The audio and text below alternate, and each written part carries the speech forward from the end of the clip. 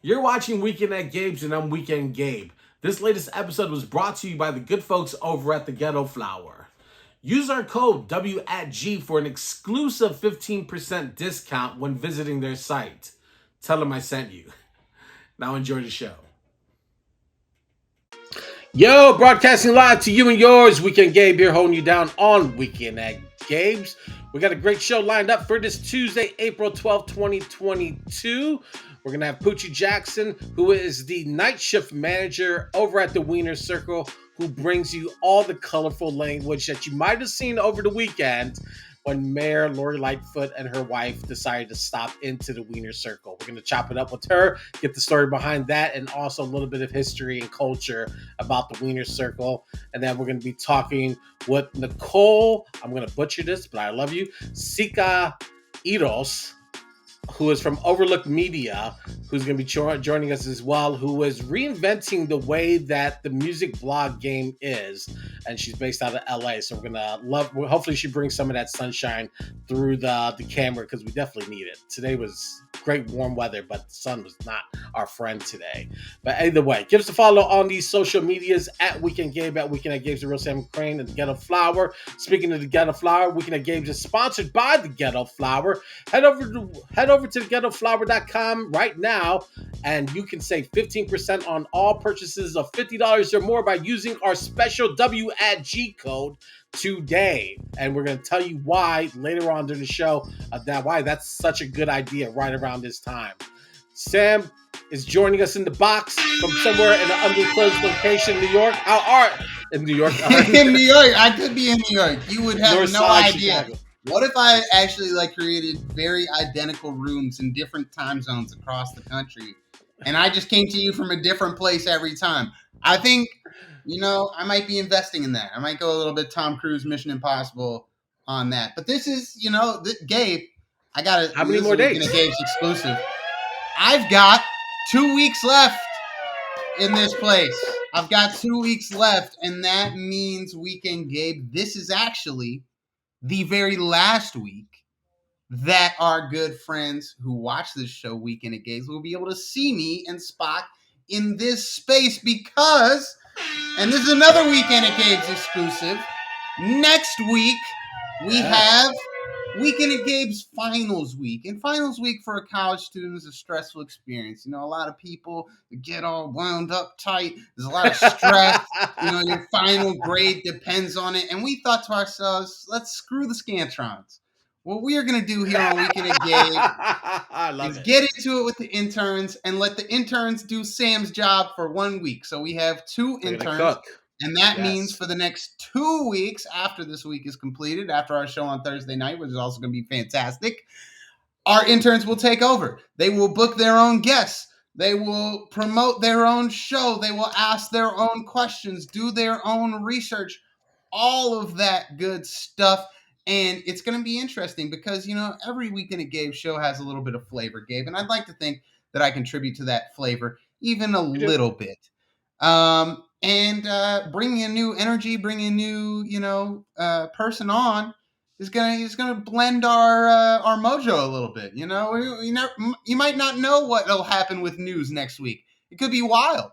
Maybe the interns won't like any of your stories, Weekend Gabe.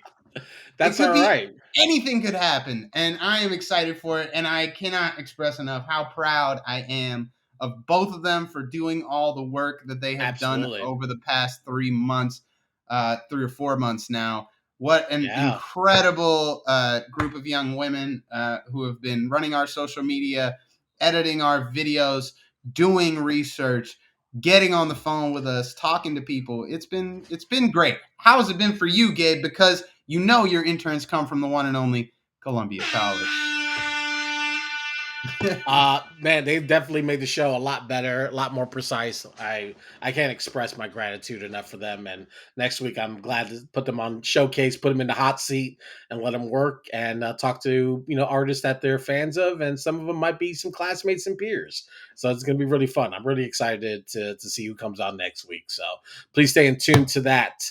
All right, let's transition, Sam. We got a lot going on tonight.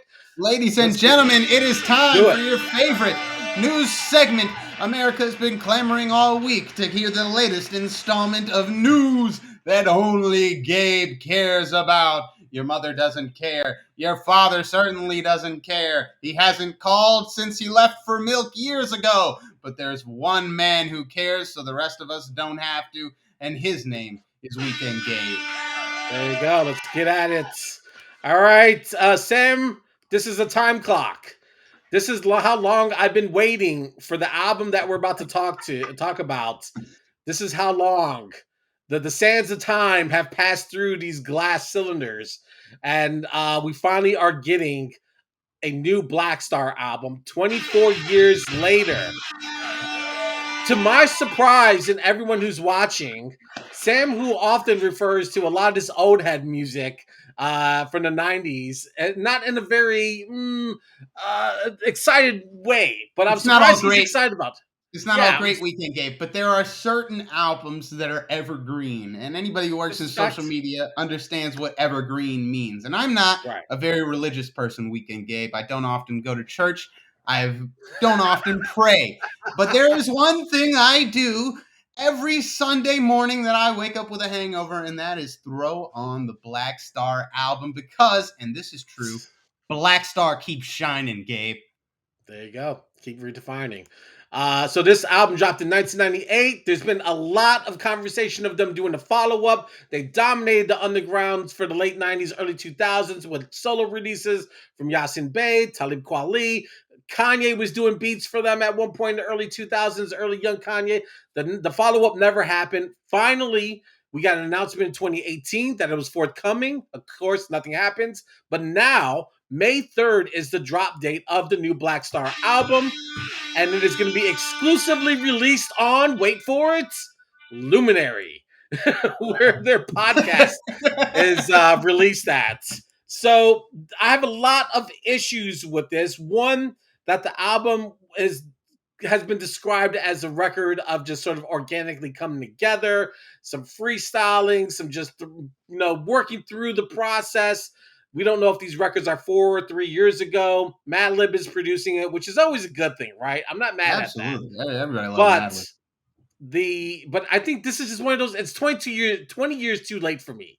As a hardcore hip hop fan of the original, I'm not a fan of this. I'm not a fan of the membership subscription thing for Luminary. I think they could do it a better way of the rollout. But listen, it could be great. I don't know. I'm a LimeWire baby, so you best believe I will not be finding this on Luminary. I will find this on some sort of streaming service. It may take a day. It may take 24 hours. It may take 48 hours, but I promise you, within 1 week's time, I will have found and downloaded this album. And, to your point about the freestyling, who cares, man? These are two of the greatest freestylers of all time. That first Black Star album, I saw an interview with Talib Kweli the other week where he talked about, bro, that was just something that they came up with when they were hanging out in Washington Square Park one day because everybody in that crew was broke and the only one who had money was Mos Def because he was doing Adidas commercials back then. And just an incredible story, an incredible team up. And I just can't wait, Gabe. And I'm going to find a way to listen to it. You said you can't wait? That's how hardcore you are for this? I love Black Star, bro. I love Yasin Bey, Talib Kweli and his fitted caps from 12 years ago. I'm sort of in and out on, but I don't love those shorts he's wearing in this photo. But look at Mos Def Yasin Bey right now. I'm not even certain that Yasin Bey, aka Mos Def, even likes making music. I'm just not. I'm not sure. I don't know why that would turn you off in any sense of the word, because listen, Gabe, 1, 2, 3, Black Star shines eternally. I've seen most in real time, and he's phenomenal. I love him. I love his energy. One day I hope to meet Mos, and I hope to meet him on a different continent than the United States. I wish the project well. Whether or not I'll hear it or not, that's another story. I'm still waiting on Donda 2. All right, Spirit Halloween. You see these pop-up shops every Halloween where there used to be a Kmart. Now there's a Spirit Halloween. They pop up everywhere and they go in there. They always have odd shit that doesn't fit or sometimes works with your costume. It's sort of just a miscellaneous array of items that may or may not work for what you're looking for. But it's there. It's consistent. However, the movie theaters and the movie studios had decided to take that next step of making a film out of this, starring Back to the Future's Christopher Lloyd and Rachel Lee. Listen, I'm excited that Batman is coming on HBO Go next week, but this I'm not excited about at all. I love Christopher Lloyd, but man, this Where did seems they dig weird. him up out of? Yeah, First of this all, man doesn't seem. I hope they're done with production already. That's all I'll say. so if you're not familiar with the scope of the film, it's billed as a family kids adventure. When the new Spirit Halloween store appears in a deserted strip mall, because all of them are deserted at this point, three middle school friends who think they've outgrown trick or treating make a dare to spend the night locked inside the store and endure a bunch of adventures with angry evil spirits. Cool, I guess. The young kids are gonna love this. I'm gonna hate it. Your It's kids are like, gonna drag you to go see this movie 10 I'm times. I know, and I'm gonna hate every second of it. I just want the movie studios to do better. I just want them to do better, and this is not better. But all right, so the last bit of news tonight is I got flame broiled on Twitter this weekend because of this response. Keith Nelson, who is a bit of a music editor, he does a lot of music stuff. He did this quote from Nicki Minaj: "I don't do Coke, little bitch. I don't even do Pepsi." Nicki Minaj. I think he was being very condescending, that the line was weak. And of course, I followed up and said, because it's not a strong bar.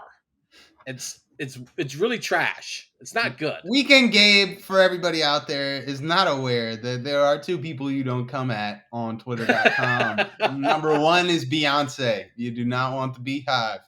And number two is the Barbies. You do not want the Nicki Minaj stands on your neck, and you got them. All right, so here it goes. This gets escalated really fast. Oh, the weighing scale when you hopped on after eating one burger. Listen, I have nothing to be ashamed of. You cannot body shame me. I am comfortable in who I am. I just don't know if these people just don't know me to be sending out out these shots like this. No, so they don't. But the part that hurt is the 2 retweets and the 68 likes. That's what stung. I'm sorry, Gabe. I'm sorry. It's not over. It's not over. Hang on, not this is the last over. one. And then this guy who's from Chicago, so when you say like the city hates you, this is true. It says it's always the biggies, child. Which I don't know if a grown man should be saying child. But I mean, it's a classic Barbie terminology, I'm for one find this ever so slightly refreshing because I did not think that the Barbies still had energy for people like this. But this is good to know. This is good to know that you guys are alive and well and kicking, because Nicki Minaj's music career certainly is not.